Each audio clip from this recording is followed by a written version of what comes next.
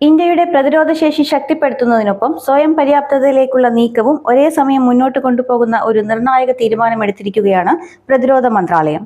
2026 March 27-ന് 858 കോടി രൂപ മൂല്യമുള്ള 2 സുപ്രധാന കരാറുകൾ ഒപ്പുവെച്ചത് രാജ്യത്തിന്റെ പ്രതിരോധ തന്ത്രത്തിൽ പുതിയൊരു അധ്യായം തുറക്കുമെന്ന് വിലയിരുത്തപ്പെടുന്നു. ഈ കരാറുകളിൽ ഒന്ന് ചിരകാല പങ്കാളിയായ റഷ്യയുമായിട്ടാണ്.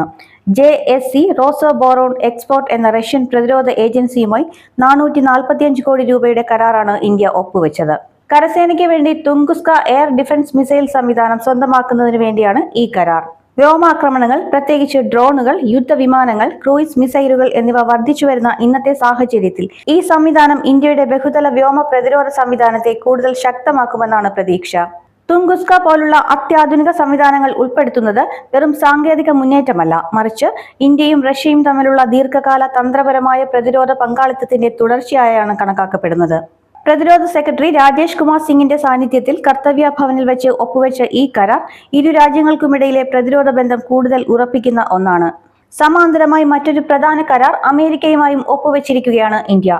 Boeing India defence private limited എന്ന കമ്പനിയുമായി ഒപ്പുവെച്ച 413 കോടി രൂപയുടെ കരാർ ഇന്ത്യൻ നാവികസേനയുടെ P-81 ലോങ് റേഞ്ച് മാരിടൈം റെക്കണൈസാൻസ് വിമാനങ്ങളുടെ ഡിപ്പോ ലെവൽ പരിശോധനയ്ക്കും പരിപാലനത്തിനും വേണ്ടിയുള്ളതാണ്.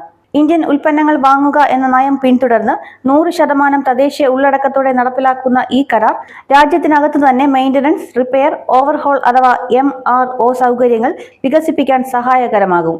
അമേരിക്കൻ കമ്പനിയുമായുള്ളത് വെറും സാങ്കേതിക സേവന കരാറല്ല, മറിച്ച് Atmanirbhar Bharat, make in India എന്ന സർക്കാർ ദൗത്യങ്ങൾക്ക് ശക്തമായ പിന്തുണ നൽകുന്ന ഒരു നീക്കമാണ്. വിദേശ സാങ്കേതിക വിദ്യ ഉപയോഗിച്ചുകൊണ്ട് ആഭ്യന്തര ശേഷി ഉയർത്തുക എന്നതാണ് ഇതിന്റെ ലക്ഷ്യം. ഈ 2 കരാറുകളും ഒന്നിച്ചു പരിശോധിക്കുമ്പോൾ ഇന്ത്യയുടെ പ്രതിരോധ നയത്തിലെ സമതുലിത സമീപനം വ്യക്തമായി കാണാം.